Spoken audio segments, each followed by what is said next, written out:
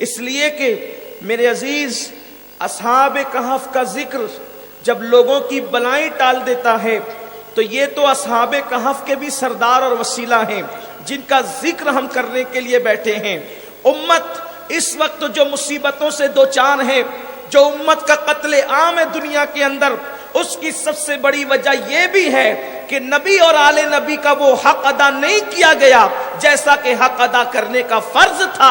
اسی لیے امت کے سر پر جو ہے وہ تلوار خطرات کی لٹک رہی ہے۔ میرے پیارے آقا علیہ السلام کے دیوانوں، تاریخ اور حدیث کے طالب علم کو میں یہ جو ہے وہ مطالعے کا راستہ دکھانا چاہتا ہوں کہ جب تک اہل بیت کا حق ادا کیا گیا، مجھے کوئی ایک ایسا ملک بتا دو جہاں پر مسلمان کے کندھے پر تلوار لٹک رہی ہو۔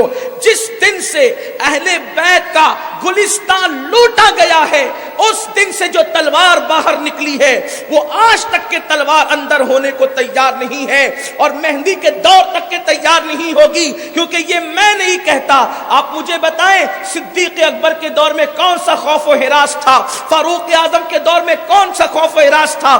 یہاں تک حالت تھی مسلمان جس زمین پہ چلا جاتا تھا لوگ پلکیں بچھا دیتے تھے۔ اللہ کے رسول علیہ السلام نے فرمایا جس دن تم میری اہل بیت کی حق تلفی کرو گے، تلوار نیام سے باہر آ جائے گی اور پھر قیامت تک کے وہ اندر نہیں ہوگی۔ میرے آقا علیہ السلام کے دیوانوں، اس لیے یاد رکھنا، اگر ظلم سے بچنا ہے تو اہل بیت پہ ظلم کرنا بند کر دو، اللہ ظلم سے تمہاری حفاظت کرے گا۔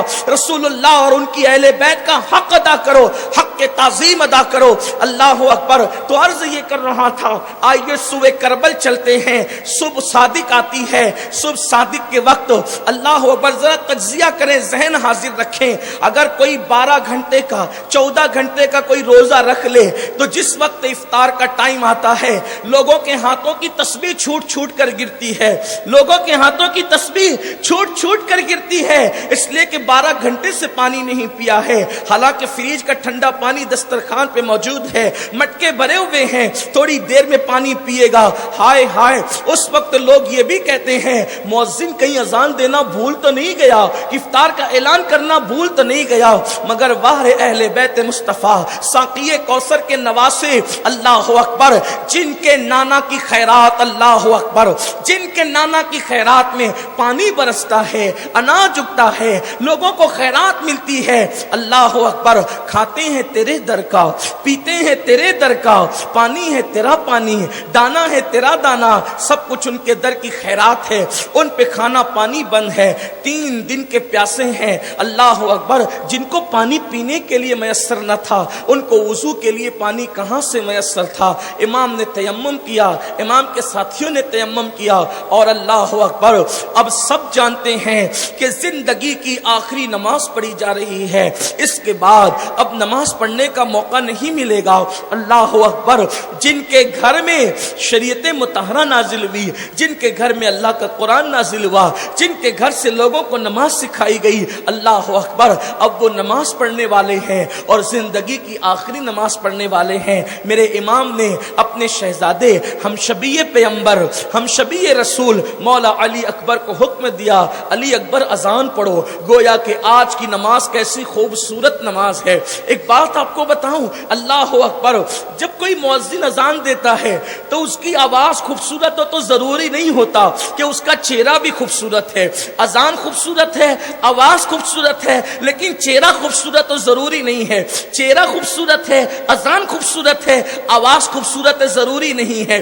آواز خوبصورت ہے، چہرہ خوبصورت ہے، اذان خوبصورت ہے، تلفظ خوبصورت ہو ضروری نہیں ہے۔ لیکن قربان وہ اذان کتنی خوبصورت ہوگی جس کو دینے والا ہم شبیہ پیغمبر ہوگا، ہم شبیہ رسول ہوگا۔ اللہ اکبر، آج کربلا کی ذرے ذرے کے اندر ایک گونج ہے کہ اذان کون دے رہا ہے؟ اللہ اکبر، اللہ اللہ، وہ علی اکبر جس کو دیکھ کر لوگوں کو رسول اللہ کی یادیں آتی تھی۔ مدینے والے علی اکبر کو لے کر بیٹھتے تھے اور پوچھتے تھے، ان کے بارے میں باتیں کرتے تھے۔ کیوں؟ لوگ کہتے تھے کہ جب یہ زبان کھولتے ہیں ہیں تو مسجد نبوی پہ انبیاء کے سردار کا زبان کھولنا یاد آ جاتا ہے. ان کے الفاظ سن کر مصطفیٰ جان رحمت کے الفاظ یاد آ جاتے ہیں. ان کی آواز سن کر مصطفیٰ جان رحمت کی آواز کی یادیں تازہ ہو جاتی ہے. یعنی صرف شکل میں ہم شبیہ نہیں تھے، آواز بھی مصطفیٰ جان رحمت کی ہم شبیہ تھی، اور بولنے کا انداز بھی یوں لگتا تھا علی اکبر کے بولنے پر جیسے اللہ اکبر کوئی بہترین معمار کسی ڈورے کے اندر موتی پروتا جا رہا ہے، یا یوں لگتا تھا جیسے کوئی آبشار بڑی خوبصورتی سے گرتا جا رہا ہے، یا یوں لگتا تھا کہ جیسے دو گل آپس میں ٹکرا کر کے ہلکی سی کوئی صدا پیدا کر رہے ہیں. اس شان سے علی اکبر کی زبان کھلتی تھی. میرے آقا علیہ السلام کے دیوانوں، وقت میں گنجائش ہو تو انسان باتیں بھی کر سکتا ہے. اللہ اکبر. بہرحال عرض یہ کر رہا تھا، علی اکبر نے اذان پڑھی، اور اذان پڑھنے کے بعد نبیوں کے امام، امام الانبیاء کے جو ہے وہ دوش پر سوار ہونے والا، انبیاء کے امام کے کندھوں پہ سوار ہونے والا راکب دوش پیغمبر نے جو ہے وہ نماز پڑھائی، اور پتہ نہیں انہیں اس نماز میں کتنی لذت آئی ہوگی، کتنی لذت آئی ہوگی. اللہ اکبر. جس نے صاحب قرآن سے قرآن سیکھا ہو اس کو نماز پڑھانے اور پڑھنے میں کتنی لذت آئی ہوگی. المختصر یہ کہ نماز ہوئی، اور ادھر بدبختوں نے جو ہے وہ جنگ کا بگل بجا دیا، اور اس کے بعد جو ہے جب جنگ کا طبل بجا تو ان لوگوں نے جو ہے امام عالی مقام کی طرف جو ہے وہ اپنے لشکر کو بھیجنے کی کوشش کی.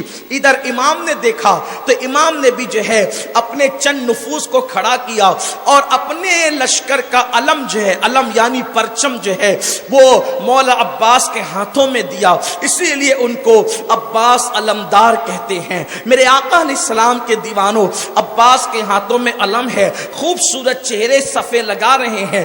اس دور میں جنگ کا طریقہ یہ تھا کہ جنگ جو ہے جب شروع ہوتی تھی تو ادھر سے ایک آدمی جاتا تھا اور ادھر سے ایک آدمی آتا تھا، ادھر سے دو جاتے تھے، ادھر سے دو آتے تھے. جنگ اس دور میں ایسے ہوتی تھی، اور اس کے بعد پھر ابتدا یوں ہوتی اور بعد میں پھر دونوں لشکر آمنے سامنے ہو جاتے. اس دور میں جنگ کا طریقہ یہ تھا. امام علی مقام اللہ جدی والی السلام نے جب اپنے رفقا کو کھڑا کیا، اب کھڑا کرنے کے بعد جنگ شروع ہونے والی ہے، امام نے جو ہے وہ میدان کربلا میں امام حسین کے ساتھ 7 صحابہ سے زیادہ لوگ تھے. یعنی صحابہ کی تعداد کم و بیش 7 سے زیادہ تھی، کم سے کم 7 تھی، 7 سے زیادہ تھی. یعنی ان کوفیوں نے، یزیدیوں نے صرف امام کو، ان کے گھر والوں کو شہید نہیں کیا بلکہ صحابہ کو بھی شہید کیا. جو لوگ اہل بیت سے محبت نہیں کرتے لیکن صحابہ کی محبت کا دم بھرتے ہیں. یہ مسلم ابن اوسجہ کون ہے؟ یہ صحابی رسول ہے. یہ حبیب ابن مظاہر کون ہے؟ یہ صحابی رسول ہے. یہ عبداللہ کلبی کون ہے؟ یہ صحابی رسول ہے. یہ لوگ سب صحابہ ہیں حضور علیہ السلام کے. انہوں نے صحابہ کو بھی شہید کیا ہے. اچھا لوگ یہ کہتے ہیں اتنے صحابہ تھے وہ کربلا میں کیوں نہیں آئے تھے؟ پہلی بات تو امام نے کسی کو بلایا نہیں تھا، آواز نہیں دی تھی. میں کہہ چکا کہ جس کے نام پر اتنے غلام حاضر ہوتے ہوں 14 صدیوں کے بعد اگر وہ آواز لگاتے تو کتنے آ جاتے. لیکن امام نے بلایا نہیں، لڑنا مقصد نہیں تھا، بس اس کے چہرے کو بے نقاب کرنا مقصد تھا. اور بات یہ ہے، عقیدت نہیں حقیقت کی بات یہ ہے کہ اللہ اکبر، حسین خود بھی نہیں لڑ رہے تھے. اگر وہ لڑنے پر آ جاتے تو ایک بھی یزیدی بچ کر کے نہیں جاتا. وجہ یہ ہے، یہ صرف جو وہ گلو نہیں ہے، عقیدت صرف نہیں ہے. ایک معین الدین نے جب پورے بھارت کے پرتھوی راج کی فوج کو اپنے قدموں پہ جھکا دیا تو وہ معین الدین نہیں، معین الدین کا دادا تھا. وہ معین الدین کا دادا تھا. وہ چھکے چھڑا دیتا، لیکن امام وہاں لڑنے نہیں گئے تھے. وہاں پر امام علی مقام صرف چہرہ بے نقاب کرنا چاہتے تھے، اس میں امام کامیاب ہو گئے. تو اللہ اکبر، امام نے جو ہے اس سے پہلے کہ جنگ شروع ہو آپ نے خیمے کے ارد گرد خندق کھدوائی اور اس میں آگ لگوا دی. جیسے آگ لگوائی، ایک بدبخت نے کہا کہ حسین تم نے وقت سے پہلے اپنے لیے آگ کا انتظام کر لیا. یعنی وہ بدبخت یہ کہہ رہا تھا کہ تم جنت میں کیسے جاؤ گے, تم لوگوں نے تو جہنم میں جانا ہے. یہ دیکھو نوجوانان جنت کے سردار کو تانا دیا جا رہا ہے. الحسن والحسین سیدہ شباب اہل الجنہ جس کے لیے کہا گیا, حضور علیہ السلام نے جس کے لیے کہا, ان کو کہا جا رہا وقت سے پہلے آپ نے آگ کا انتظام. میرے امام نے کہا اللہ تجھے آگ میں چلائے, بس یہ جملے نکلنا تھے. یعنی امام کی تلوار کا تو کام ہی نہیں تھا, امام کے جملے کام کر سکتے تھے. انہوں نے بتا بھی دیا, کہا کہ تو جلے. تھوڑی دیر گزری تھی کہ وہ بدبخت جو ہے وہ گھوڑا دوڑا رہا تھا, رقاب میں اس کا پیر جو ہے گھسا اور وہ ہاتھ سے باگ چھوٹی اور گھوڑے نے اس کو ایسا دوڑایا اور اس کا سر کچلا اور پھر لے جا کر اس کو وہی خندق میں جس میں آگ جل رہی تھی ڈال دیا, وہ جل گیا. لوگوں کو بتا دیا گیا تلوار سے ہم نہیں لڑے, ہماری تو زبان ہی کافی ہے. کہہ دیتے نا ہلاک ہو جائیں, واللہ ہلاک ہو جاتے. لیکن پھر لوگ اتنا ہی کہتے کہ امام حسین کی کرامت میں اضافہ ہو گیا. یہ کربلا کب ہوتا, شریعت کو تحفظ کب نصیب ہوتا؟ بات تو اصل دین کے تحفظ کی تھی, دین کی حمیت کے تحفظ کی تھی, روح دین کے تحفظ کی تھی. لوگوں کو قیامت تک کے لیے ایک لاہ عمل اور خطوط عطا کرنے کی تھی. امام عرش مقام نے اس کو جو ہے وہ دعائے ضرر دی, وہ چلا گیا. ایک بدبخت نے امام علی مقام کو کہا حسین تم یہ سمجھتے ہو کہ تم نواسے رسول ہیں, خاندان رسول سے تمہارا کیا تعلق ہے؟ اس بدبخت نے گالی دی. امام نے کہا اللہ اس کو ذلیل کر کے مار, اس نے میرے نسب پہ گالی دیے, اس کو ذلیل کر کے مار. وہ بیت الخلا کرنے کے لیے گیا اور اس کے سطر عورت پر, عورت غلیظہ پر جو ہے وہ بچھو نے ڈنک مارا. اسی گندگی میں وہ ننگا ناچتے پھرتا تھا میدان کربلا میں, اور پھر وہ غلاظت میں لپٹتا تھا اور لوگوں نے اس کو ننگا دیکھا اور ننگے ننگے اس کی موت ہو گئی. اس ذلت سے وہ مرا. امام سب بتا رہے ہیں کہ یہاں تو تلوار کا کام ہی نہیں ہے, یہاں تلوار کا کام ہی نہیں, زبان ہی کام کر سکتی ہے. بہرحال امام علی مقام نے خطبہ دیا اتمام حجت کے لیے اور کہا کہ لوگوں مجھے پہچانو میں کون ہوں. کیا نواسے رسول ہونے میں کوئی شک ہے؟ مشرق و مغرب سے لے کر اس وقت تو کیا روئے زمین پر میرے سوا کوئی نواسے رسول ہے؟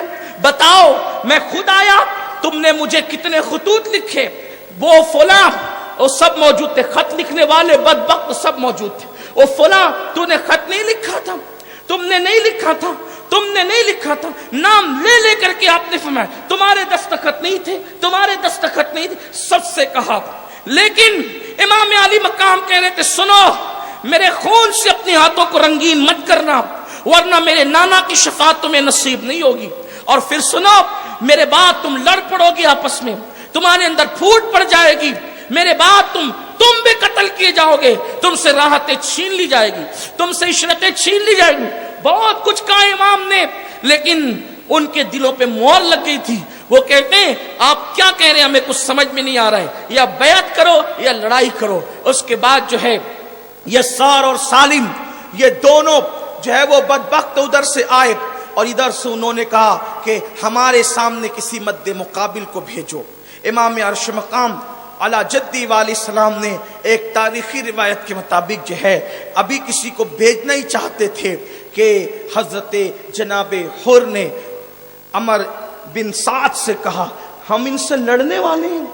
اس نے کہا ہاں بالکل لڑیں گے. اور سب سے ہلکی لڑائی کا تصور یہ ہوگا کہ لوگوں کے سر کٹ کٹ کے زمین پہ گریں گے. کہا تیری ماں تجھ پہ روئے, تو ابن رسول سے لڑے گا؟ اس نے کہا میں بھی لڑنا نہیں چاہتا تھا لیکن رائے کی حکومت. پھر حر نے ان کو چھوڑا المختصر اور ادھر آئے اور سب سے پہلے جام شہادت نوش کرنے والے ایک تاریخی روایت کے مطابق جناب حر ابن یزید ہے. حر شہید ہوئے. چونکہ حر جب شہید ہوئے تو اس وقت سب لوگ موجود تھے, سب لوگ موجود تھے اور حر کے کچھ قبیلے کے لوگ وہاں آس پاس بستے تھے. تو حر کے قبیلے کے لوگ اسی وقت جب حر شہید ہوئے تو جو لوگ تھے چند لوگ وہ حر کی لاش کو اٹھا لے گئے، یعنی ابھی امام کی شہادت نہیں ہوئی تھی اور حر کی لاش اٹھا لی گئی تھی، یعنی پامال ہونے سے حر کی لاش محفوظ رہی اور ان کو لے جا کر ان کے قبیلے والوں نے اپنے علاقے میں دفن کیا۔ اس لیے اب بھی حضرت حر کا مزار کربلا سے بہت دور کے فاصلے پر واقع ہے۔ پھر اس کے بعد حضرت عبداللہ ابن عمیر کلبی کی شہادت ہوئی۔ عبداللہ ابن عمیر کلبی کا ایک بیٹا تھا، بیٹے تھے ان کے جناب وہب، جناب وہب ابن عمیر کے بیٹے تھے، عبداللہ ابن عمیر کے بیٹے وہب ابن عبداللہ۔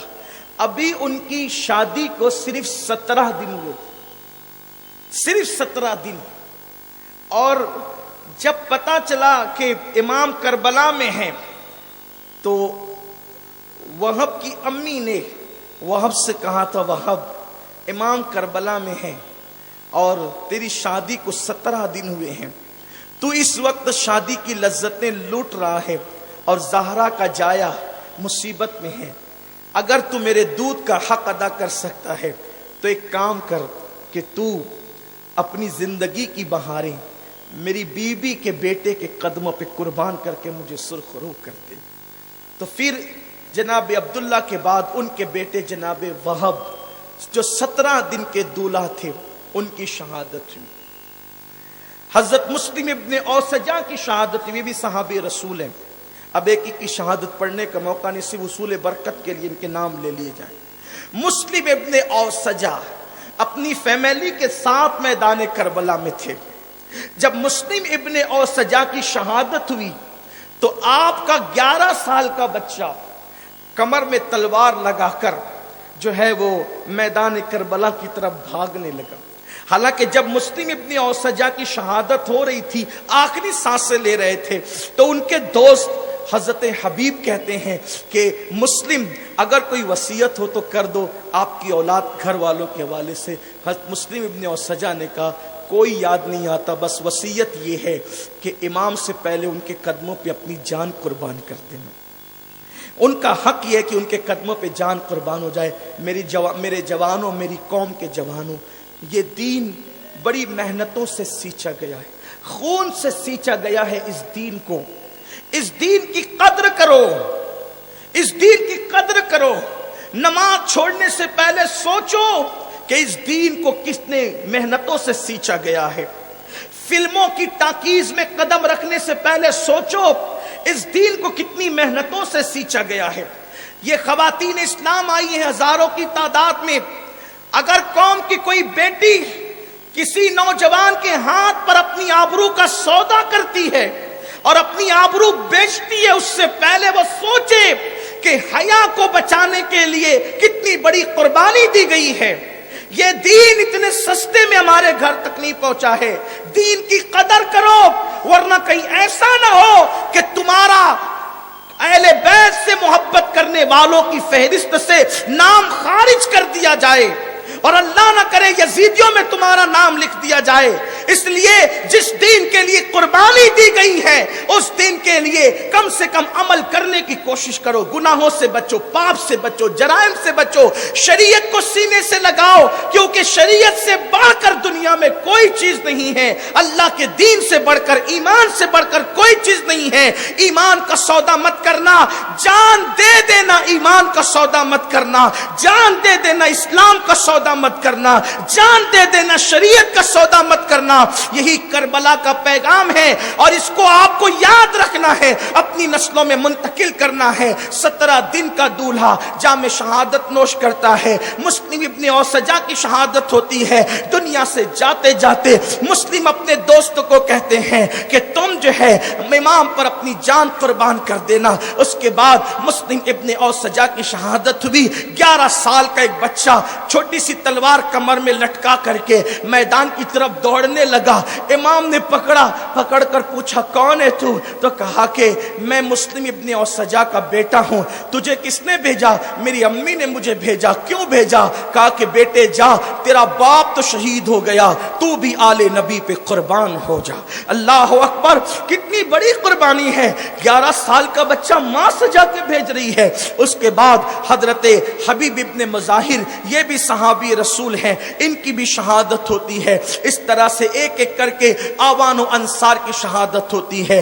پھر مولائے کائنات کی دوسری بیویوں میں سے جو بیٹے تھے، جیسے مثال کے طور پر علامہ محمد حسین الکاشفی رحمت اللہ علیہ نے لکھا ہے، ایک بیٹے کا نام ابو بکر ابن علی، ایک بیٹے کا نام محمد ابن علی، ایک بیٹے کا نام عمر ابن علی، ایک بیٹے کا نام عثمان ابن علی، ایک بیٹے کا نام عبداللہ ابن علی، ایک بیٹے کا نام حضرت اون ابن علی۔ مولا کائنات مشکل کشا کے بیٹوں میں اون ابن علی بالکل مولا علی کے ہم شکل تھے۔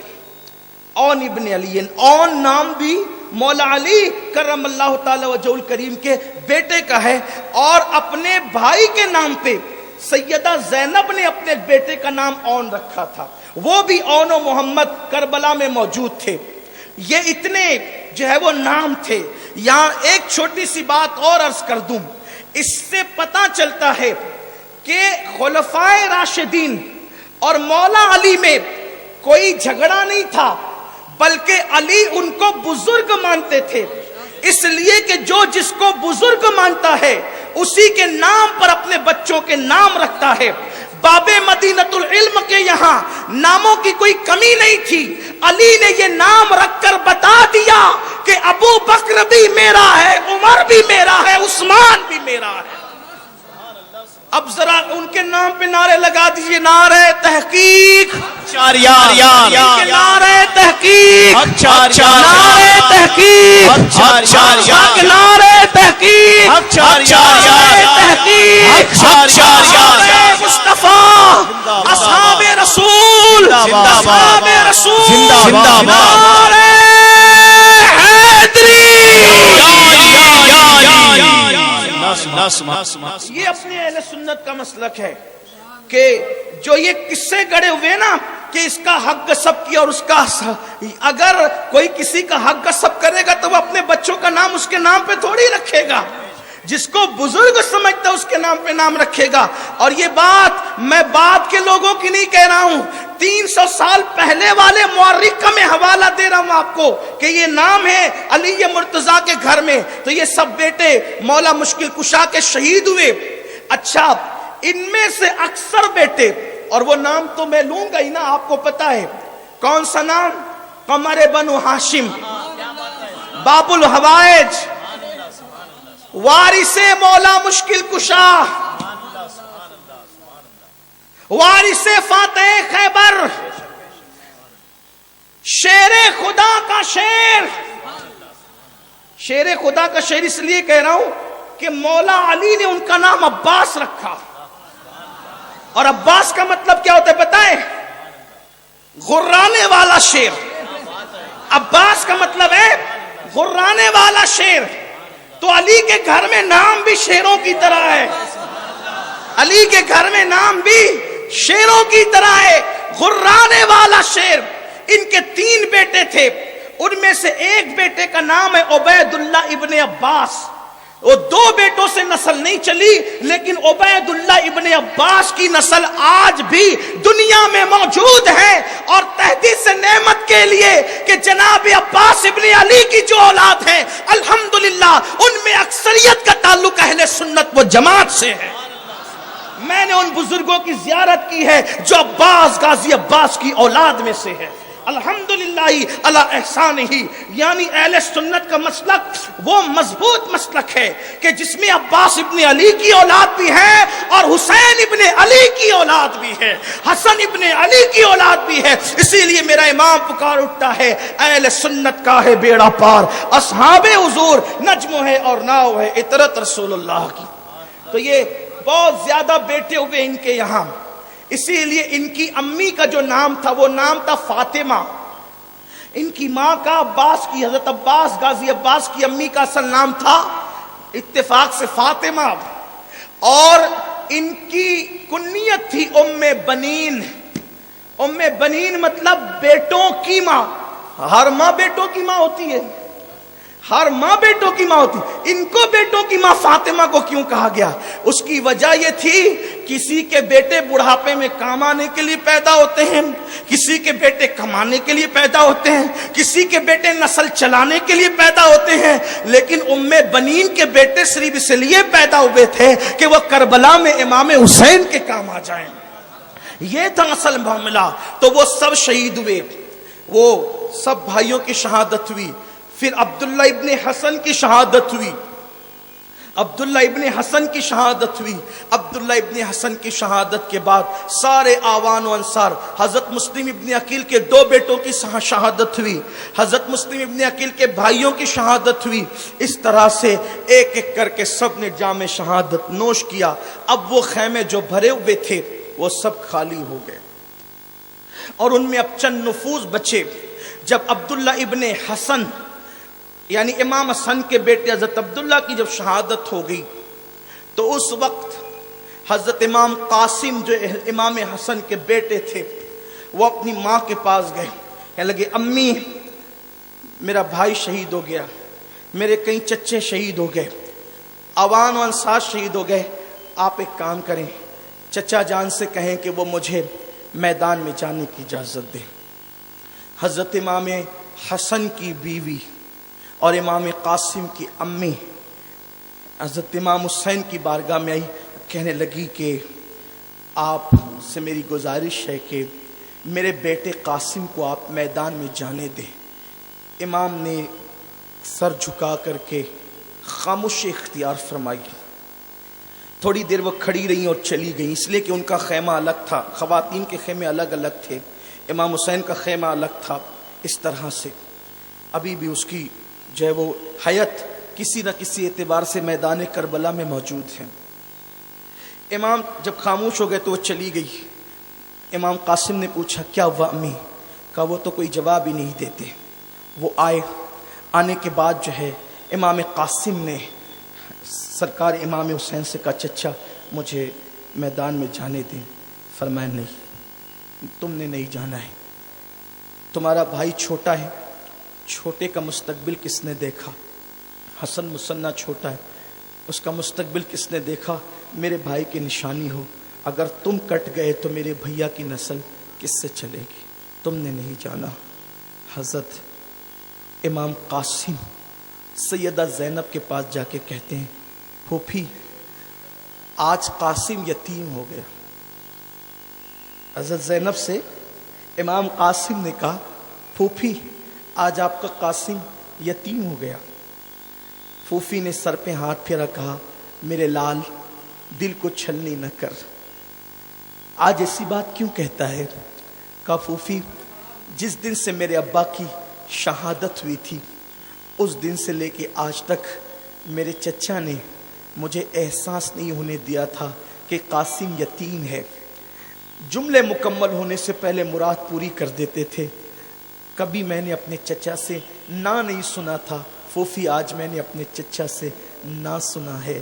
مجھے آج احساس ہوا میرا بھی باپ زندہ ہوتا تو وہ مجھے میدان میں جا کر شہید ہونے کی اجازت دے دیتا۔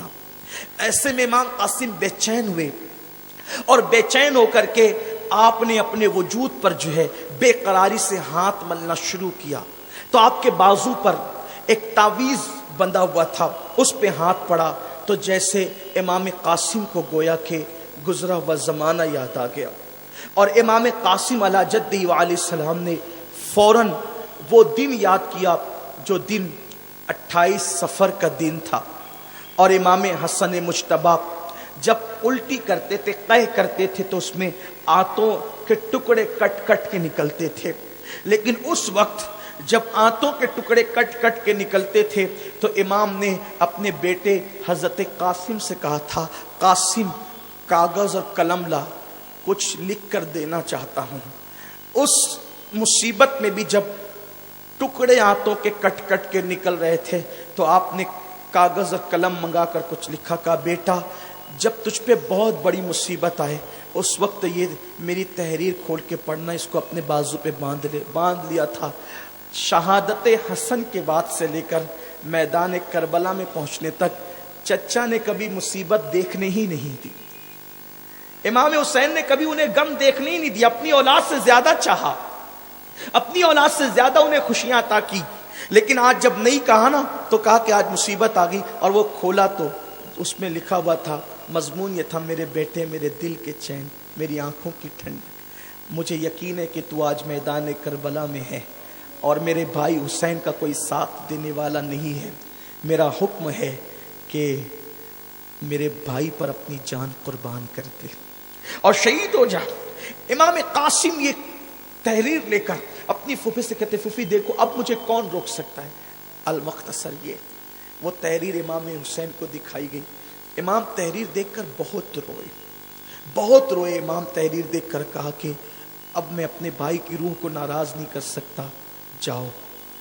جب قاسم کو میدان میں بھیجا جا رہا تھا، ابن جریر طبری کے بیان کے مطابق، اس کو اپنے الفاظ کے جامع میں عرض کر رہا ہوں، بیان کے مطابق جب ان کے سر پہ امامہ باندھا گیا، قاسم کے سر پہ امامہ باندھا گیا، ان کی امی باندھ رہی تھی امامہ، امام قاسم کے سر پہ جو امامہ باندھا جا رہا تھا اس میں بھی پیون لگے ہوئے. پیون والا امامہ ایک ماں اپنے بیٹے کو باندھ رہی تھی، اور جو جوتے اس وقت امام قاسم نے پہنے تھے، ابن جریر لکھتے ہیں، حمید ابن مسلم کی روایت بیان کرتے ہوئے کہ وہ اس طرف لشکر میں تھا اور دیکھ رہا تھا کہ امام قاسم کے امامے پر پیون، کپڑوں پر پیون، اور الٹے پیر میں جو جوتا تھا اس کا تسمہ بھی ٹوٹا ہوا تھا.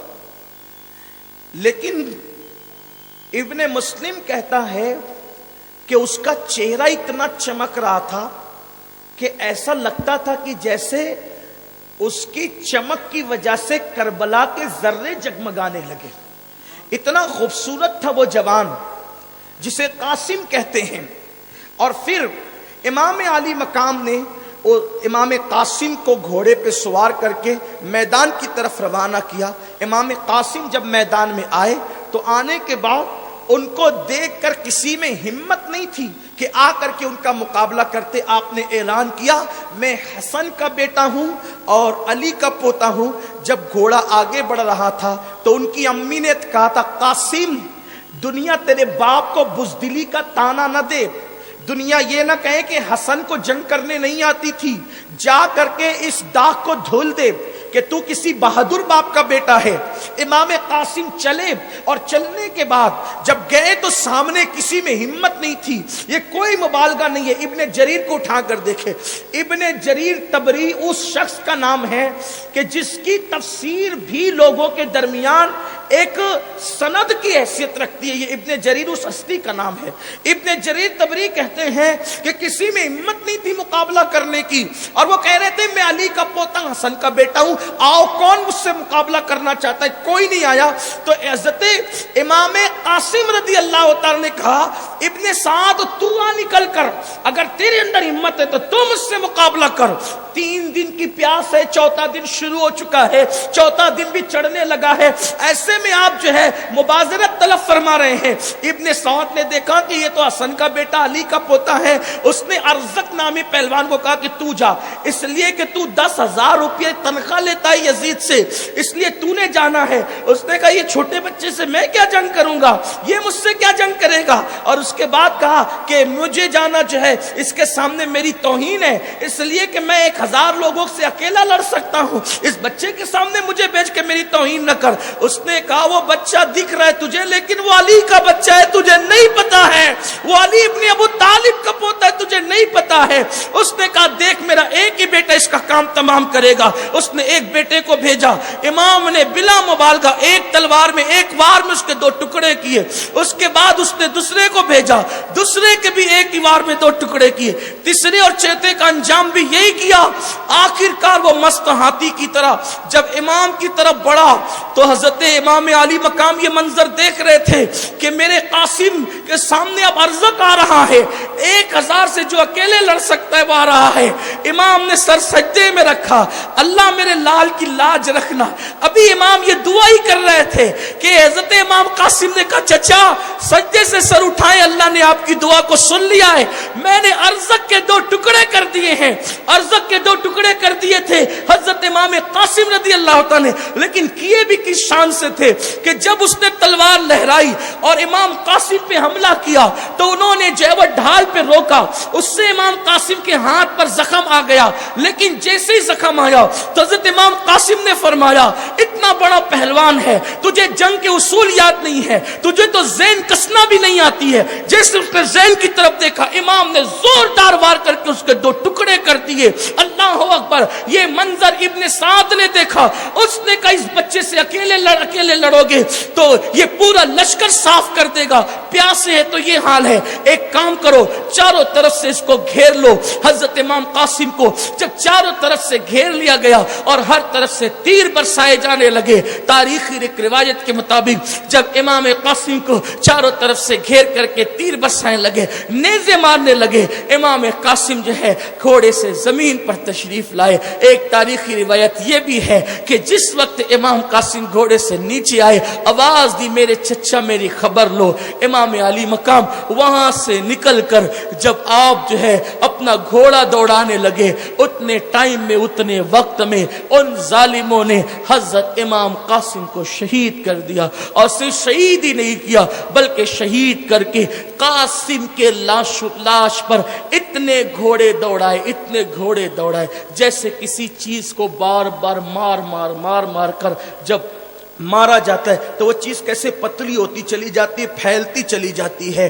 بیان کیا جاتا ہے کہ جب حسین پاک تشریف لائے اور قاسم کا لاشا اس حالت میں دیکھا تو اٹھایا اور اٹھا کر کے کہا اللہ ان کو نامراد کرے جس نے میرے قاسم کا یہ حال کیا ہے۔ مورخ بیان کرتا ہے امام قاسم کو اتنا کچل دیا گیا تھا کہ جس وقت امام حسین قاسم کا لاشا لے کر کے جا رہے تھے تو قاسم کا سینہ امام حسین کے سینے سے لگا ہوا تھا، لیکن قاسم کے پیر زمین پر رگڑ رہے تھے، زمین سے جو ہے وہ رگڑے جا رہے تھے۔ جب بیویوں نے قاسم کا لاشا دیکھا تو قاسم کے لاشے سے چمٹ گئی اور رونے لگے۔ اللہ اکبر، یہ حال ہے۔ اب اپنے دلوں میں جائز مرادیں لیں اور جائز مرادیں لے کر کے پھر دل کے کانوں سے اللہ اکبر حضرت غازی عباس کی شہادت سنیں، باب الحوائج قمر بنی ہاشم کی شہادت سنیں۔ ہمارے یہاں یہ ہمارے بزرگوں نے صوفیہ نے فرمایا ان لوگوں کے نام اور شہادت کو سنتے وقت جو مرادیں دل میں لی جاتی اللہ پوری فرما دیتا ہے۔ ابھی بات یہی ہوئی، امام قاسم شہید ہو کر کے میدان سے لائے گئے، لاشا رکھا گیا۔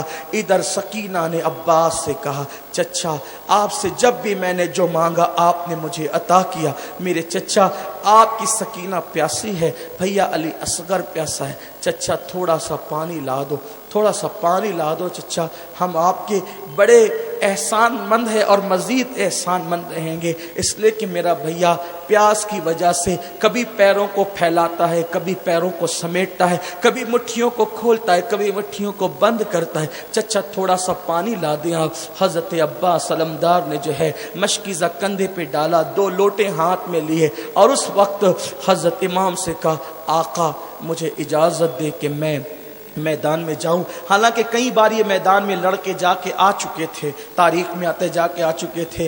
ابھی اس وقت جناب عباس کہہ رہے تھے، عباس علمدار غازی عباس قمر بنو ہاشم، آقا مجھے میدان میں جانے، مجھے فرات پر جانے دے، سکینہ کی اصغر کی پیاس، بچوں کی پیاس مجھے نہیں دیکھی جاتی۔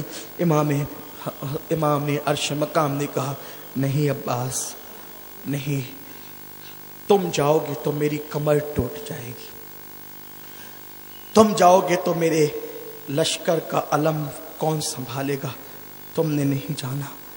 عباس نے کہا بی بی زہرا کے نام کا واسطہ مجھے نہ روکو، شہزادی سکینہ کو میں محروم نہیں کر سکتا۔ امام کی آنکھوں میں آنسو آ گئے، عباس کی پیشانی چومی اور چوم کر کے کہا اگر بے سہارا چھوڑ کر جانا ہی ہے تو پھر جاؤ۔ عباس کی آنکھوں میں آنسو آ گئے۔ جس نے ہزاروں کا لشکر دیکھ کر کبھی نہ رویا، ایک جملے نے عباس کو رلا دیا۔ عباس گھوڑے پر بیٹھے، مشکیزہ کندھے پہ ڈالا، ہاتھ میں تلوار لی اور نکلے۔ ہزاروں کا دستہ فرات کے کنارے پر ہے۔ کتے پانی پی سکتے ہیں، سور پانی پی سکتے ہیں، خنزیر سور پانی پیئیں، چرند پیئیں، جانور پیئیں، سب پیئیں، کافر پیئیں، یہودی نصرانی مشرکین سب پیئیں، سب کو اجازت ہے پانی پینے کی۔ کون نہیں پی سکتا؟ ساقی کوثر کے نواسے نہیں پی سکتے۔ پیرا لگا دیا گیا ہے، ہزاروں کا پیرا، ایک قطرہ نہیں دے گی ان کو۔ بھوکے پیاسے یہ ہیں، پانی پی لیں گے تو انجام کیا ہوگا؟ عباس نے تلوار چلائی۔ کہتے ہیں جناب عباس کا قد اتنا اونچا تھا کہ وہ اونٹ کی پیٹھ پہ ہاتھ رکھ سکتے، جب کھڑے ہوتے تو اونٹ کی پیٹھ پہ ہاتھ۔ عباس 34 سال کی عمر ہے، 26 ہجری میں 4 شعبان کو پیدا ہوئے حضرت عباس، اور اس وقت ان کی عمر 34 سال کی، لیکن اتنی پھرتی سے لڑتے تھے کہ بس میں ان کی زندگی پر اگر گفتگو ہو تو ایک طویل وقت جو ہے وہ انہی کی زندگی بیان کی جا سکتی ہے۔ بہرحال جب انہوں نے لڑائی کی، لڑتے لڑتے وہ فرات میں پہنچے، گھوڑا لے کر فرات میں پہنچے، اترے، مشکیزہ بھرا، کندھے پہ ڈالا، ہاتھ میں پانی لیا، ہاتھ میں پانی لے کر پینا چاہتے تھے کہ ضمیر نے کہا عباس نبی کے نواسے پیاسے ہیں یہ علی کے بیٹے، لیکن سیدہ فاطمہ کی نسبت سے وہ لوگ نواسے ہیں نا، اسی لیے عباس نے ساری زندگی امام حسین کو کبھی بھائی نہیں کہا۔ اور حضرت ام بنین کہتی تھی میں بھی علی کی بیوی ہوں لیکن فاطمہ کی کنیز ہوں، بیوی علی کی ہوں مگر فاطمہ کی کنیز ہوں، اس لیے کہ فاطمہ کی سوکن ہونے کا دعویٰ کون کر سکتا ہے؟ فاطمہ کو مرتبہ ام بنین کے جملے یہ ہیں کہ کنیز ہوں، اور عباس ساری زندگی حسنین کے کب بھائی ہونے کا تصور مت کرنا بلکہ کنیز زیادہ ہونے کا تصور کرنا کہ تو بھائی نہیں بلکہ کنیز زیادہ ہے، علی کا بیٹا لیکن کنیز زیادہ، تیری ماں کنیز ہے حسن اور حسین کی امی کی۔ یہ شان تھی، اللہ اکبر۔ اس خاندان علی وقار کو جس نے جانا اس نے جانا، ایرے غیروں کا کیا کام کی انہیں جانے۔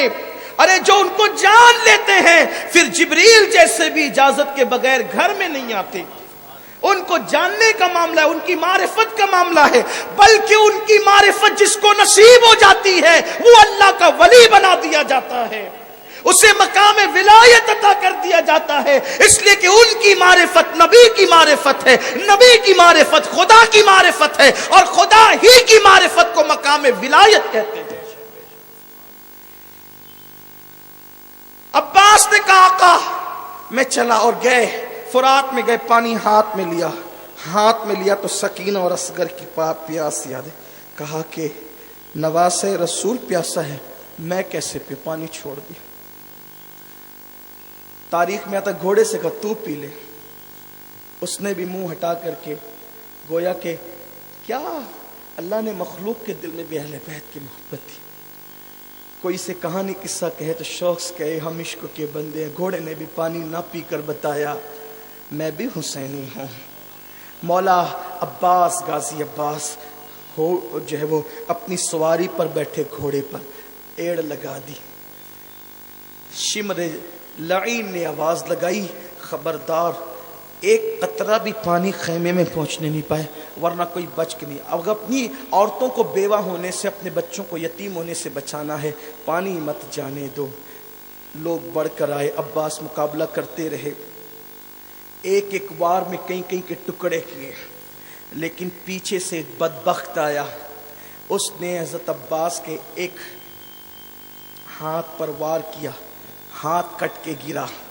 حضرت عباس نے مشکیزہ دوسرے کندھے پہ ڈالا الٹے ہاتھ کی طرف، اور اسی سے لڑتے بھی رہے، اور اسی میں علم بھی تھا۔ ایک ہاتھ میں تلوار بھی ہے، علم بھی ہے، اور پیٹھ پہ مشکیزہ تھا۔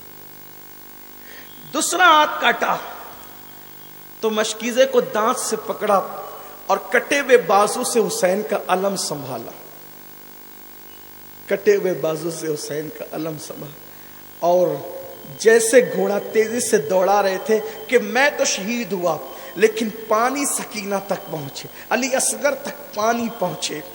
بس ایک بدبخت نے کہا وہ چلا پانی خیمے اہل بیت کی طرف، کسی نے کہا تیر چلا دو تاکہ مشکیزہ ہی پھٹ جائے، مشکیزے پہ تیر چلا، مشکیزہ پھوٹ گیا، سینے پہ تیر لگا، عباس پھوٹ پھوٹ کر رونے لگے، آواز لگائی یا حسینہ یا حسینہ، اے حسین میری طرف دیکھیں، میری مدد کریں۔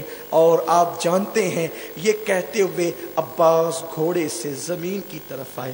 اب تھوڑا اندازہ کریں آپ، جب کوئی بائک چلاتا ہے، بائک اور بائک سے گرتا ہے تو اس کی تمنا ہوتی ہے یا میں اس ہاتھ پر گروں یا میں اس ہاتھ پہ گروں، اس لیے کہ جو ہاتھ پہ گرتے ہیں ان کو چوٹ کم آتی ہے، اس لیے انسان کبھی اس ہاتھ پہ کبھی اس ہاتھ پہ گرنے کی کوشش کرتا ہے۔ لیکن اللہ اکبر، جس کے تو دونوں بازو ہی پہلے کٹ چکے تھے، کس ہاتھ پہ گرتا عباس؟ حضرت عباس جیسے گھوڑے سے زمین پر آئے، حضرت امام علی مقام علی جدی والی سلام کی چیخ نکل گئی، اور آپ جو ہے پیدل دوڑے اور کہنے لگے ہائے عباس، ہائے عباس۔ آپ نے گھوڑا بھی نہیں لیا، پیدل دوڑے۔ جیسے امام جو ہے وہ دوڑتے ہوئے گئے تو دیکھا کہ عباس کے دونوں بازو کٹے ہیں، پرچم زمین پہ گرا ہوا ہے۔ مولا نے دونوں بازو کو اٹھا کے سینے سے لگایا اور زاروں قطار رونے لگے اور کہتے تھے آج حسین کی کمر ٹوٹ گئی، آج حسین کی کمر ٹوٹ گئی، آج حسین کی کمر ٹوٹ گئی۔ یہ کہتے ہوئے مولا حسین حضرت عباس کے پاس پہنچے، عباس کے چہرے پہ ہاتھ پھیرا، ان کا وجود اپنی گود میں لیا۔ عباس نے آنکھیں کھولی، آنکھیں کھول کر کے امام نے کہا عباس کوئی تمنا ہو تو پیش کر دو۔ عباس نے کہا آقا میرے لاشے کو خیمے میں مت لے جانا، آپ کو واسطہ آپ کی امی فاطمہ کا، میرے لاشے کو خیمے، سب کے لاشے آپ نے خیمے میں جمع کیے، مجھے خیمے میں مت لے جانا، مجھے یہی چھوڑ دے، آپ کو آپ کی امی کا واسطہ۔ امام نے کہا عباس تیرا لاشا دشمن کے حوالے کیسے کر دوں؟ کہا دشمن کے حوالے کر دے کوئی پرواہ نہیں ہے، لیکن میں سکینہ کو منہ نہیں دکھا سکتا، کیونکہ میں نے سکینہ سے وعدہ کیا تھا کہ میں تیرے لیے پانی ضرور لاؤں گا۔ میرے آقا حسین جب میرے ہاتھوں کو سکینہ خالی دیکھے گی تو اس کو بڑی تکلیف ہوگی، اس لیے میرا لاشا یہیں چھوڑ دے، کم سے کم جتنی دیر تک کہ میرا لاشا سکینہ کی نظروں سے اوجھل رہے گا اتنی دیر تک سکینہ کو صبر تو رہے گا کہ چچا گیا ہے، ابھی آئے گا، ابھی آئے گا، ابھی آئے گا، مایوس تو نہیں ہوگی۔ اللہ اکبر۔ امام علی مقام کو یہ کہا اور پھر کہا میری شہادت کی خبر میری سکینہ کو مت دینا ورنہ وہ مایوس ہو جائے گی۔ یہی جملہ آخری تھا اور عباس نے آنکھیں بند کر لی۔ کہتے ہیں مورخین لکھتے ہیں، علامہ کاشفی نے لکھا ہے کہ پھر اس کے بعد امام مجبوراً فاطمۃ الزہرا کے واسطے پہ مجبور ہو گئے اور عباس کا لاشا وہیں پر چھوڑ دیا۔ اسی لیے آپ دیکھیں گے کہ کربلا میں شہداء کے سب کے لاشیں ایک ساتھ ہے، لیکن حضرت عباس کا جو ہے وہ مزار مبارکہ کچھ دور پر ہے، یعنی میدان کربلا جہاں تھا وہیں پر جناب عباس کا مزار مقدس بھی موجود ہے۔ حضرت عباس کی شہادت ہو گئی۔ امام حسین جب عباس کی شہادت ہوئی تو اپنی کمر پہ ہاتھ رکھ کر جھکے ہوئے بدن سے چل رہے تھے۔ زینب نے پوچھا حسین کیا ہوا؟ کہا کہ میری کمر ٹوٹ گئی ہے،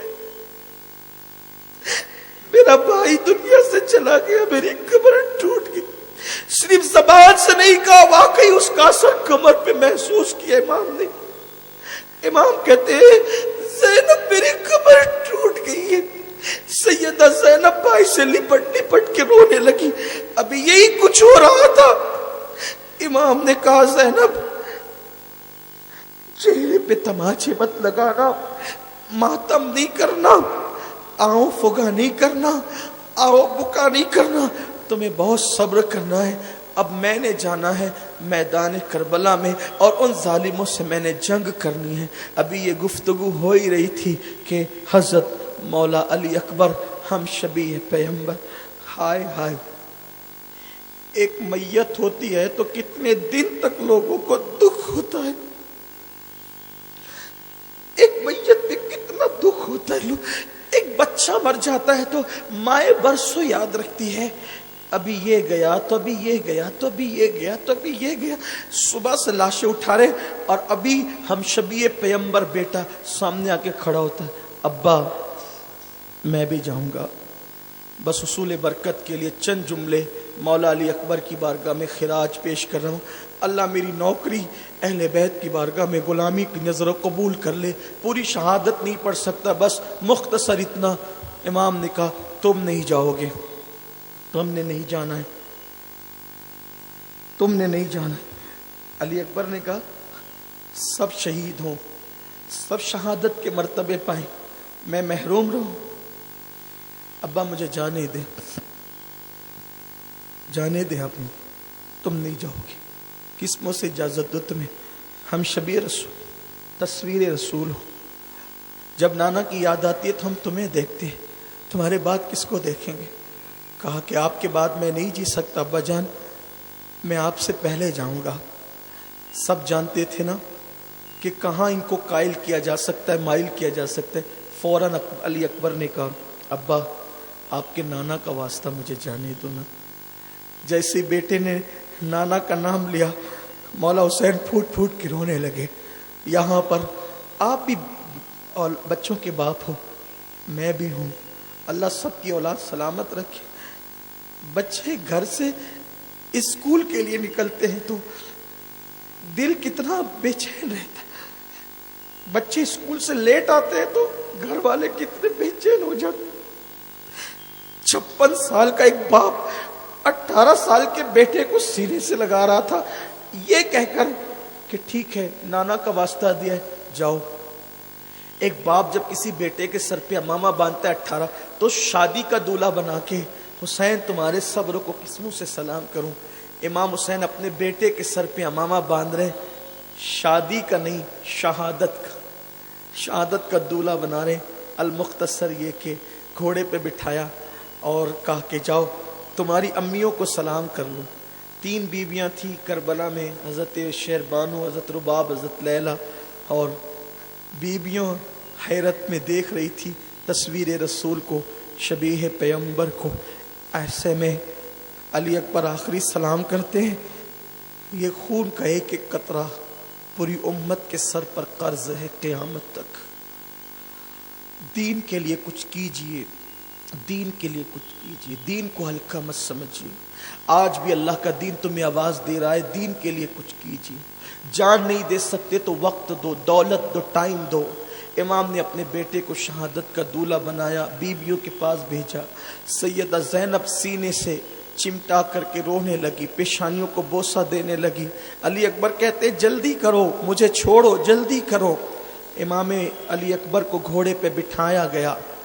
جیسے علی اکبر آگے بڑھے، پلٹے، بابا کا چہرہ دیکھا، حسین پاک نے کہا علی اکبر واپس آ۔ پھر وہ واپس آئے، امام نے سینے سے لگایا، رونے لگے، جاؤ اللہ کی امان میں دیا تمہیں۔ پھر گئے، پلٹ کر بابا کو دیکھا، واپس آ۔ پھر واپس آئے، سینے سے لگایا، چوما، رونے لگے، کہا جا تجھے اللہ کی امان میں دیا۔ پھر علی اکبر گئے، واپس مڑ کر کے دیکھا، واپس آ۔ علی اکبر کہتے ہیں بابا شہادت میں تاخیر کیوں تاخیر ہے؟ آپ مجھے بار بار واپس کیوں بلاتے ہیں؟ امام کہتے ہیں علی اکبر آج تجھے شاید میرے درد کا احساس نہ ہو، تجھے میری محبتوں کا احساس نہ ہو میرے بیٹے، آج حسین کے دل پہ کیا گزر رہی ہے، تجھے اس کا احساس اس دن ہوتا کہ تیری طرح کوئی تیرا خوبصورت بیٹا ہوتا، تیری طرح ہم شبیہ پیغمبر، تیری طرح کوئی تیرا خوبصورت بیٹا ہوتا اور وہ دشمن کے نرگے میں شہید ہونے کے لیے جاتا، تو اس وقت تیرے دل پر جو گزرتی، اس وقت وہ تیرے بابا حسین کے دل پہ گزر رہی ہے۔ جاؤ۔ علی اکبر رو پڑے، امام پھوٹ پھوٹ کے رو رہے تھے اور اللہ سے کہتے تھے اللہ مجھے صبر دے، اللہ مجھے صبر دے۔ امام کا وہ شہزادہ کربلا کی طرف گیا اور آپ نے یہ کہا انا علی ابن حسین ابن علی، میں حسین کا بیٹا علی کا پوتا علی ہوں، علی ابن حسین ابن علی ہوں، اور نحنو اہل البیت اولا بن نبی، ہم اہل بیت ہیں اور ہم لوگ سب سے زیادہ رسول اللہ کے قریبی ہیں۔ یہ کہہ کر کے کہا آؤ میرا مقابلہ کرو۔ مختصر یہ کہ امام علی اکبر نے خوب جنگ کی، سینکڑوں کو قتل کیا، پلٹ کر آئے، کہتے بابا بہت پیاس لگی، بابا بہت پیاس لگی، تھوڑا سا پانی ملے نا میں سب سے لڑ سکتا ہوں۔ امام نے کہا کہ بیٹے پانی تو نہیں دے سکتا، البتہ جب ہمیں پیاس لگتی تھی اور پانی نہیں ہوتا تھا تو نانا اپنی زبان چوساتے تھے، میری زبان چوس دو۔ سوکھ کر کاٹا ہو گئی تھی حسین کی زبان، علی اکبر نے باپ کی سوکھی زبان چوسی اور آخری سلام کر کے رخصت ہو گئے۔ ابن عساکر کی روایت کے مطابق امام علی اکبر جب دوسری مرتبہ گئے اور چاروں طرف سے گھیر لیے گئے، ہزاروں کے لشکر میں، گویا کہ حسین کا چاند اس وقت گہن میں آ گیا ہے، چاروں طرف سے گھیر لیے گئے اور تیروں کی تلواروں کی برسات گویا ہونے لگی۔ ایک بدبخت نے امام علی اکبر کے سینے میں نیزہ ڈالا، نیزہ سینے کو چیرتا ہوا پیٹ کی طرف باہر نکل گیا۔ علی اکبر زمین پر آ گئے اور آواز دی یا اباہو ادرکنی، میرے ابا جی میری مدد کیجئے۔ امام پاک جیسے ہی دوڑے، دوڑنے کے بعد گئے تو دیکھا کہ علی اکبر پیروں کو زمین سے گھسڑ رہے، زمین پہ رگڑ رہے تھے پیروں کو، درد کی وجہ سے پیروں کو زمین پہ رگڑ رہے تھے۔ دل میں مرادیں لیں، علی اکبر پاک کی شہادت سنیں، اللہ اکبر۔ جب پیروں کو زمین پہ رگڑ رہے تھے مولا حسین پہنچنے کے بعد اپنے بیٹے کی یہ کیفیت دیکھی، آنکھوں میں آنسو آ گئے اور اس کے بعد پھر بیٹے کا وجود اپنی گود میں لیا، غبار صاف کیا، زلفیں درست کی اور اس کے بعد جب ٹھنڈے ٹھنڈے والد کے ہاتھ چہرے پہ لگے، آنکھیں کھولی، کہا بیٹا کیا حال ہے؟ سینہ پکڑ کے کہتے ہیں ابا بہت درد ہو رہا ہے، بہت تکلیف ہے ابا جی، یہ میرے سینے سے آپ نیزہ نکال دیں، میں یقین دلاتا ہوں کہ میں پھر اشقیاء سے جنگ کر سکتا ہوں۔ 56 سال کے باپ نے 18 سال کے بیٹے کا زمین پہ رکھا اور رکھ کر کے اپنی پوری طاقت کو اکٹھا کیا اور اس کے بعد مولا حسین پاک نے جیسے ہی جو ہے وہ نیزہ نکالا، ابن عساکر کہتے ہیں کہ نیزے کی نوک پر امام علی اکبر کے دل کا ٹکڑا نکل آیا۔ حسین نے بیٹے کے دل کا ٹکڑا جیسے ہی نیزے کی الی پہ دیکھا، اللہ اکبر، امام علی مقام نے جیسے ہی بیٹے کے دل کا ٹکڑا نیزے کی الی پہ دیکھا، ابن عساکر کہتے ہیں 56 سال کی عمر تک حسین کے سر اور داڑھی کے سارے بال کالے تھے، لیکن جیسے ہی نیزے کی الی پہ بیٹے کے دل کا ٹکڑا دیکھا، اسی سیکنڈ میں حسین پہ غم کا وہ پہاڑ ٹوٹا کہ امام علی مقام کے سر اور داڑھی کے سارے بال سفید ہو گئے۔ سیدہ زینب کبریٰ نے جب علی اکبر کا لاشا حسین کے ہاتھوں میں دیکھا تو کہنے لگی شیربانو، بھیا پہ وہ غم ٹوٹا کہ بیٹے کی شہادت کے صدمے نے میرے حسین کو کو بوڑھا کر دیا. انا للہ و انا الیہ راجعون. اس کے بعد بھی علی اکبر کی شہادت بھی تھی. بیویاں لپٹ لپٹ کر شہداء سے رو رہی تھی, آئیں بھر رہی تھی, اب سسکیاں بلند ہو چکی تھی. ایسے میں امام کہتے ہیں اب دیر نہ کرو, مجھے جانے دو, وہ میری خون کے پیاسے ہیں. امام تیاری کرنے لگے, نانا کا امامہ سر پہ باندھنے لگے, پٹکا, اللہ اکبر, جعفر تیار کا, اللہ اکبر, جعفر تیار چچا کا پٹکا باندھنے لگے, ذوالفقار حیدری اپنے ہاتھ میں لینے لگے. اس وقت جو ہے اللہ اکبر بی بی زینب آئی, ہاتھ میں 6 مہینے کا بچہ لے کر کہنے لگے بھیا آپ نے کبھی مجھے مایوس نہیں کیا, مجھے بغیر ماں اور بغیر باپ کا ہونے کا احساس ہونے نہیں دیا. ایک بات مانو, یہ بچہ روتے ہوئے بے ہوش ہوتا ہے, اس کے آنسو نہیں دیکھے جاتے. میرے بھیا جا کر کے اس بچے کے لیے کچھ پانی مانگ لو. امام نے کہا میرے گھر کی ریت مانگنا نہیں ہے, بی بی زہرا کا واسطہ, امی کا واسطہ, چلے جاؤ, یہ بچے کو تو پانی وہ پلا, سب سے چھوٹا ہی اسے پلا دیں گے. مختصر یہ امام نے علی اصغر کو ہاتھ میں لیا, ان کے پاس گئے. بس اختصار سے شہادتیں پڑھ رہا ہوں, کوئی تفصیل نہیں. امام نے علی اصغر کو ہاتھ میں لیا اور آستین کا جو ہے وہ دھوپ سے سایہ کیا, آستین کا سایہ کیا, اور ان کے پاس لے جا کر کے کہا دیکھو یہ 6 مہینے کا معصوم بچہ ہے, میں نے بیعت کا انکار کیا, اس نے تو کچھ نہیں کیا نا, اس کو چند قطرے پانی پلا دو. یہ نبی کے نواسے کا بیٹا ہے. ایک بدبخت نے کہا حسین ابھی اس بچے کو لائے ہو, پھر کسی اور کو لاؤ گے, پھر کسی اور کو لاؤ گے, ہم پانی پلاتے رہیں گے. ایک پلید نے کہا نقل کفر کفر نہ باشد, اس نے کہا سانپ کا بچہ بھی سانپ ہوتا ہے, اور اس نے بدبخت نے پانی دینے سے انکار کیا. عمر بن سعد پلید نے اور شمر نے حرملہ بالکاہل سے کہا کہ حسین کو بیٹے کے رونے کا بڑا احساس ہے, اس لیے ایک کام کرو, اس کے بیٹے پہ ایسا تیر چلاؤ کہ اس کا بیٹا کبھی نہ روئے. مورخین نے لکھا ہے حضرت علامہ عبدالسلام رضوی اپنی کتاب میں لکھتے ہیں کہ 2 قسم کے تیر ہوتے تھے, ایک انسانوں پہ چلانے کا اور ایک گھوڑوں پہ چلانے کا. اور گھوڑوں پہ چلانے میں بھی 2 قسم کے تیر ہوتے تھے, ایک کو 1 نوک ہوتی تھی گھوڑے پہ چلانے, اور ایک کو 3 نوک ہوتی. ایک تو گھوڑے پہ چلانے کا تیر, اور اس میں سے ایک کو 1 نوک ہوتی تھی گھوڑے پہ چلانے کا, اور ایک کو 3 نوک ہوتی تھی. 3 نوک والا تیر حرملہ بالکاہل نے یہ کہہ کر کے ہنستے ہوئے چلائے حسین بچے کے رونے کا اتنا احساس ہے, یہ لے آج کے بعد تیرا بچہ کبھی نہیں روئے گا. وہ تیر چلا, 6 مہینے کا بچہ, 6 مہینے کی عمر کیا ہوتی.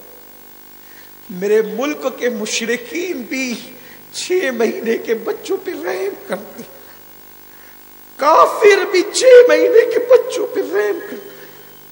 میں نے ٹرینوں میں بسوں میں دیکھا کہ چھوٹے چھوٹے بچے جب بسوں میں روتے ہیں تو ہندوستان کے کافر مسلمان عورتوں سے کہتے ہیں کہ سسٹر کوئی تکلیف ہو تو بتائیں ہم تمہاری مدد کریں. 6 مہینے کے معصوم بچے, وہ بھی کون سا بچہ جن کے نسب میں کوئی شک نہیں, جن کے خاندان میں کوئی شک نہیں. لوگ کہتے کربلا بیان کریں, لوگ کہتے کربلا بیان کریں, ہم کہتے کس منہ سے بیان کریں. کیا اللہ کے دین کے لیے قربانی ہے؟ لوگوں نے تو اللہ اکبر, کسی نے مال دیا تو جان نہیں دی, جان دیا تو گھر نہیں دیا. یہ نبی کے گھر والے ہیں, گھر بھی قربان کیا, دولت بھی قربان کی, جان بھی قربان کیا, صرف اس لیے کہ نانا کا دین محفوظ ہو جائے, نانا کے دین کی حفاظت ہو جائے. اللہ اکبر. سنیو, یہ اپنے آقاؤں کی قربانی یاد رکھو, اپنی نسلوں میں یہ قربانی منتقل کرو. بتاؤ کہ جب دین پہ وقت آئے تو 6 مہینے کا بچہ بھی دیکھا دیکھا نہیں جائے گا، وہ بھی قربان کر دیا جائے گا۔ امام پاک کے 6 مہینے کے بچے پر 3 نوک والا تیر چلا، حلق کو چیرتا ہوا، چونکہ گود میں تھے، حلق کو چیرتا ہوا امام کے بازو میں پیوست ہو گیا۔ ہر سال یہی داستان ہوگی، یہی سننا ہوگا، لیکن جب یہ سنیں گے تو رحمتوں کا نزول ہوگا، نجات ہوگی، محبتوں کا اظہار ہوگا، تقدیروں کا تبادلہ ہوگا۔ امام کے بازو میں جب وہ تیر پیوست ہوا تو امام نے وہ تیر ابھی تھوڑی دیر پہلے 18 سال کے بیٹے کے سینے سے ایک نیزہ نکالا، اور ابھی کچھ منٹ ہی گزرے ہیں کہ امام نے جو ہے اپنے بیٹے کے 6 مہینے کے بچے کی گردن سے حلق سے تیر نکالا۔ جیسے تیر نکلا خون کی پھوار نکل پڑی۔ امام نے جلدی سے اس کو ہاتھ میں سمیٹا، چاہتے آسمان پہ اچھالنا، غیب سے آواز آئی اگر آسمان کی طرف اچھالو گے قیامت تک بارش کا ایک قطرہ نہیں برسے۔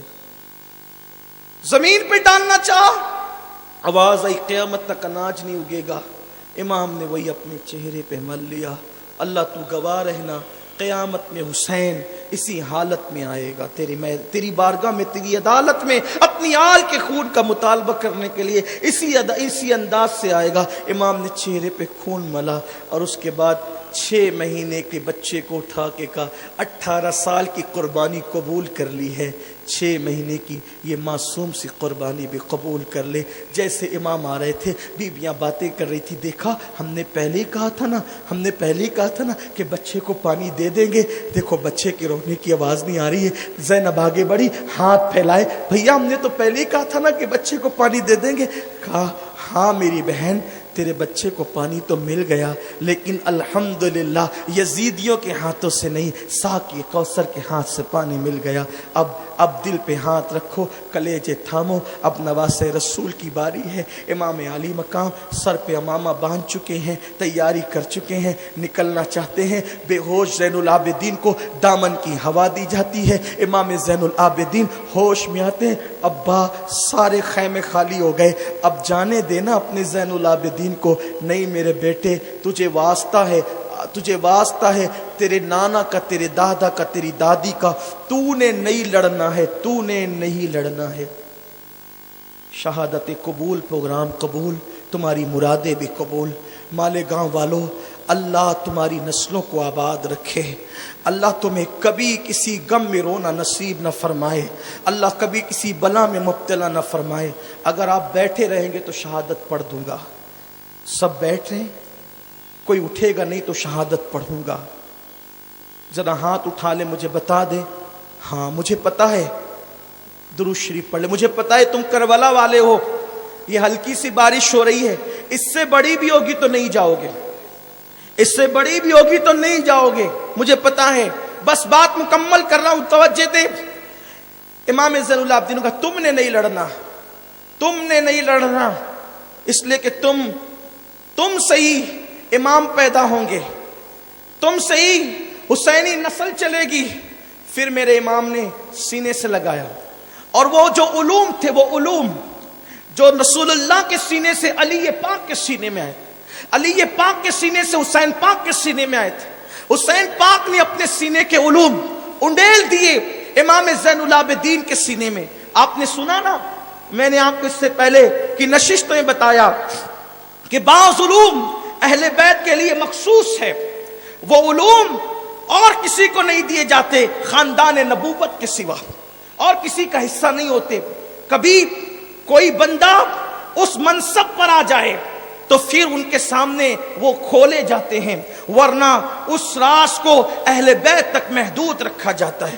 بلکہ علامہ جامی نے بھی اس کا ذکر کیا، میں اکیلا نہیں ہوں اس میں، جامی نے اس کا ذکر کیا، پیر میر علی شاہ صاحب نے اس کا ذکر کیا، سینے سے لگایا، اپنا جانشین بنایا۔ امام زمن نے اپنا نائب امام زین العابدین کو بتایا اور کہا کہ بیٹا میرے بعد بہت دکھ سہو گے، قافلے آل ابا کے تم رہبر و سالار رہو گے، ان کو سنبھال کر مدینے لے جانا۔ اور تم نے سب دیکھا ہے، جب نانا کے پاس پہنچنا، ساری داستان سنانا، नाना से मेरा सलाम कहना और कहना, नाना जिस हुसैन को कंधों पे बिठाकर तुमने हुसैन को पाला था, उस हुसैन ने कंधों पे बैठने का हक अदा कर दिया। पूरी दास्तान सुनाना, नाना को सलाम कहना, मातम नहीं करना, शिकवे नहीं करना, नाशुक्री नहीं करना, सब्र से काम लेना। ये वसीयतें की, चलने लगे। ज़ैनब सैयदा ने कहा, भैया रुको। एक गठरी खोली, गठरी खोलकर कहीं पेवंदों वाला एक दुपट्टा निकाला, दुपट्टा निकाल करके कहा, ऐसे पहचानते हो, ऐसे पहचानते हो? भाई बहन ज़ारों कतार रोने लगे। हाँ, अम्मी का दुपट्टा है ना। शबे विसाल अम्मी ने ये दुपट्टा मुझे सौंपा था, कहा था ज़ैनब करबला में जाना तो इसे साथ ले जाना। मेरा हुसैन जब अकेला बचेगा, कोई नहीं होगा, मेरा ये दुपट्टा उसके कंधों पे रख देना, ताकि हुसैन ये समझे कि वो अकेला नहीं जा रहा है, माँ के आंचल के साए में जा रहा है। जिस बेटे के सर पे माँ का आंचल होता है, वो बेटा कभी नाकाम नहीं होता। भैया ये दुपट्टा अपने कंधों पे रख लो। बीबी का दुपट्टा कंधे पे रखा। सैयदा से इमाम ने फरमाया, मुझे पता है बहुत दुख उठाओगी। ज़ैनब ने अपने भाई को अलविदा कहा। बीबियों ने आखिरी मर्तबा अपने सुहाग को, उजड़ते हुए सुहाग को सलाम कहा। उस्ताद ज़मान हज़रत हसन बरेलवी कहते हैं, फातिमा के लाडले का आखिरी दीदार है। हश्र का हंगामा, हश्र का हंगामा बरपा है। मियाने अहले बैत सुहाग उजड़ रहा है। बीबियाँ हसरत व यास की तस्वीर बनी हुई है। दोनों बहनें ज़ैनब और उम्मे कुलसूम रोते रोते बेहाल है। ऐसे में इमाम निकलते हैं। सकीना लिपट जाती है, लिपट के कहती है, बाबा जो जाता है वापस नहीं आता, जो जाता है वापस नहीं आता। आप भी जा रहे हैं बाबा? बाबा आप कहाँ जा रहे हैं? आप भी मौत का जाम पीने जा रहे हैं बाबा? इमाम ने कहा, हाँ बेटी, जिसके सब ख़त्म हो जाएं, फिर वो मौत का जाम न पिए तो कौन भी क्या पिए? मासूम सी सकीना ने कहा, बाबा आप एक काम करें ना, हमें वहाँ जाने से, आप मैदान में जाने से पहले हम सबको नाना के शहर में भेज दीजिए, ताकि हम लोग जुल्म से बच जाएं बाबा। बाबा आपके जाने के बाद वो हमें तमाचे मारेंगे, हमारे खैमे लूटेंगे बाबा, वो हमारी चादरें लूटेंगे। इमाम ने कहा, बेटी तुम जो कह रही हो उससे ज़्यादा मैं जानता हूँ, लेकिन मेरी बेटी, नाना का दीन आवाज़ दे रहा है। तुम्हारे चेहरे पे तमाचे तो देख सकता हूँ, नाना के दीन को उजड़ता नहीं देख सकता। ये कह के बेटी को सहारा दिया, सैयदा ज़ैनब के पास किया और फिर अपने घोड़े पर बैठे। मौरखीन ने लिखा है, वो घोड़ा इमाम हुसैन मदीना मुनव्वरा से संभाल कर लाए थे। उस घोड़े को अल्लाह के नबी ने इमाम हुसैन को अता किया था। हुसैन करबला में इस घोड़े पे बैठे, ये भी मौरखीन ने लिखा है, ये भी है। कुछ लोग कहते हैं ऊँटनी पे बैठे थे, अलग अलग रिवायतें, लेकिन ये रिवायत मुझे ज़्यादा प्यारी लगती है कि नाना के घोड़े पे बैठे। तो ज़ैनब ने कहा, भैया हमारे ख़ानदान की रीत है कि जब कोई जंग में जाता है तो उसकी रिकाब थामी जाती है और उसको अलविदा किया जाता है। आज तो कोई मर्द ही नहीं बचा जो तेरी रिकाब था।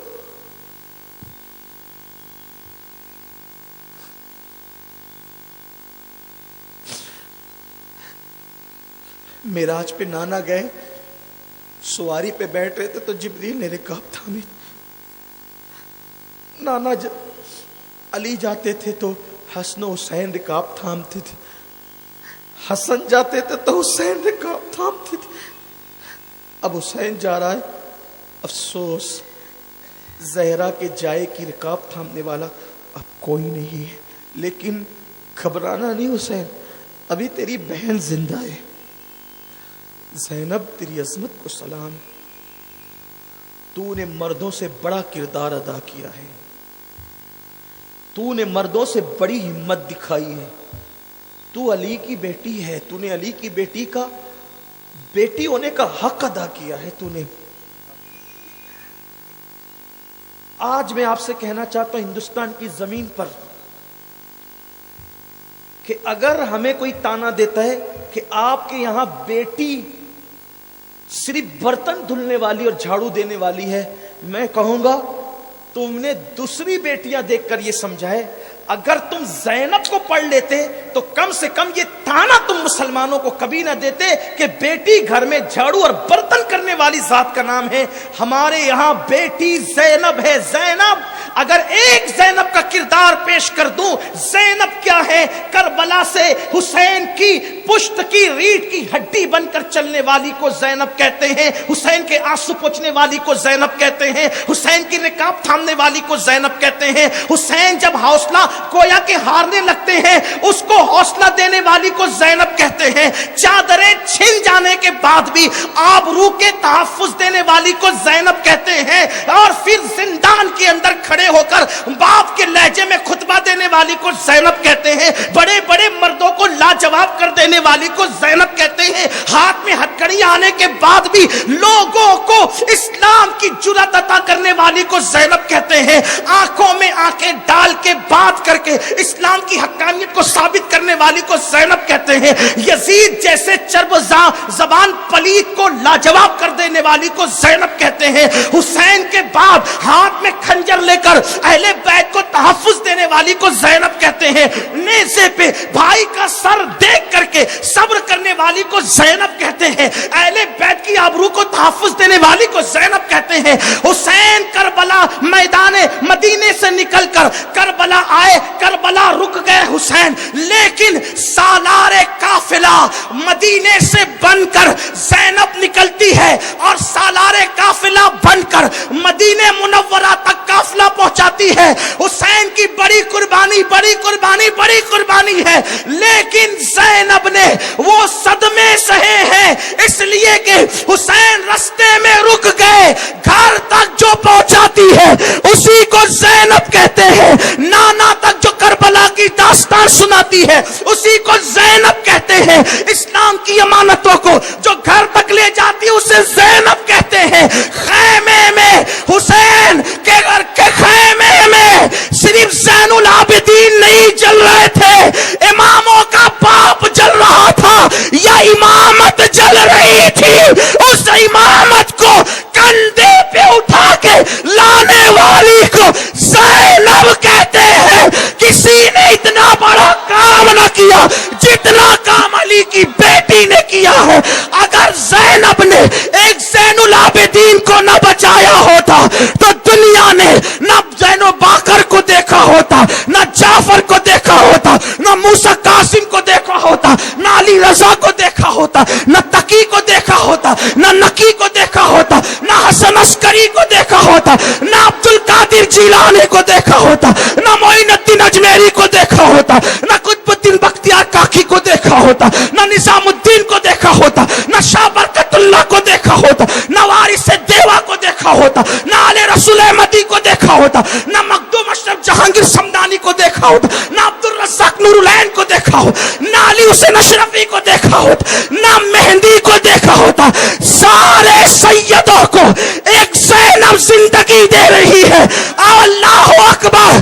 زینب کو خراج پیش کروں تو کس منہ سے کروں؟ ایک عورت نے نبی کی ساری نسل کو حیات نو عطا کر دیا. ایک عورت نے, ہمارے یہاں عورت یہ ہے, ہمارے یہاں عورت یہ ہے.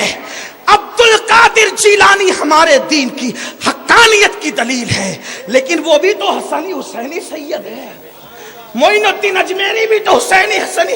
یہ سیدوں کو زندگی ملی ہے زینب کی وجہ سے, زینب کی ہمت کی وجہ سے.